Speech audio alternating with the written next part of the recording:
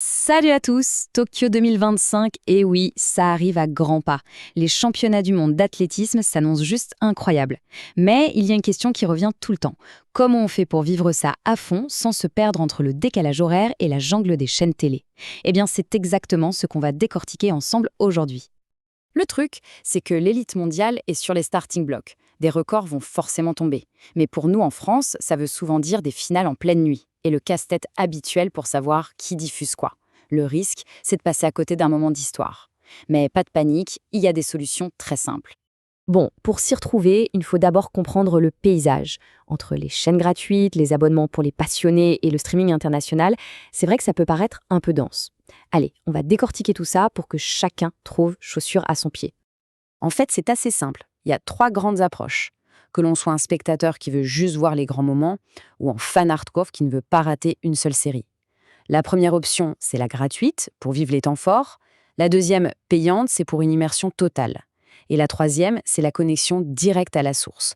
Voyons ce que ça donne en détail. Alors concrètement, ça donne quoi? D'un côté, on a France TV. C'est la base, c'est gratuit, ça assure l'essentiel, c'est-à-dire les finales et les performances des Français. Ensuite, pour ceux qui veulent aller plus loin, il y a Eurosport. Là, on passe à la vitesse supérieure avec une couverture de A à Z. Et enfin, pour les vrais puristes, World Athletics TV donne accès au flux officiel sans filtre. Le choix dépend vraiment du niveau d'engagement qu'on veut y mettre.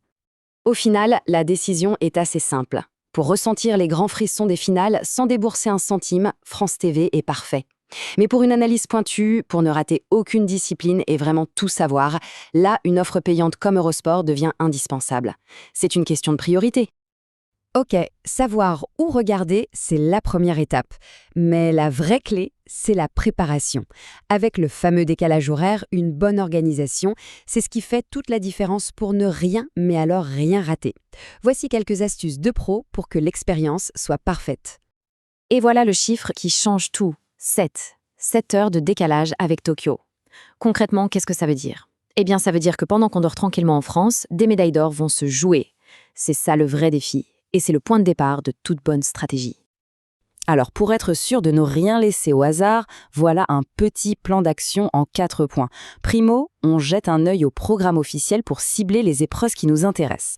Deuxio, on fait la conversion en heure française, c'est crucial.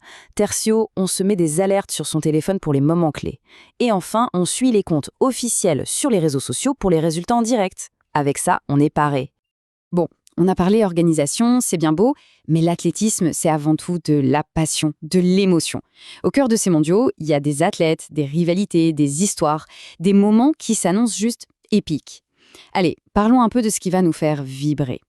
Sortez les agendas, il y a 3 dates à marquer au fer rouge. Le 13 septembre, c'est le grand départ avec les séries du 100 mètres. Le 15, attention, c'est le point culminant, la finale du 100 mètres, l'épreuve reine.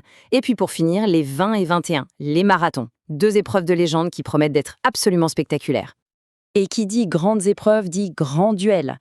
Côté français, évidemment, on va suivre de très très près Azzedine Abez sur 1500 mètres. Et nos relais qui peuvent aller chercher quelque chose. Au niveau mondial, le demi-fond va être passionnant avec des coureurs comme Fanuel Koech. Et bien sûr, le classique des classiques, États-Unis contre Jamaïque sur le sprint. Ça va faire des étincelles, c'est une certitude. Bon, on a vu pas mal de choses.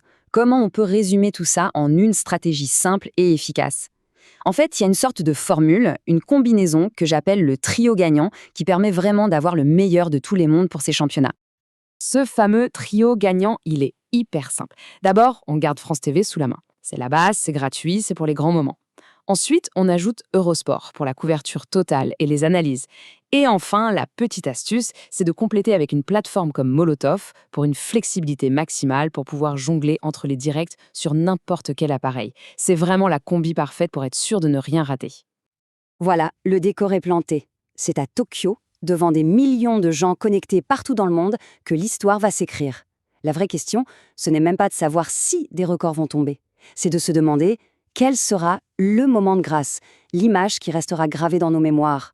Le spectacle peut commencer.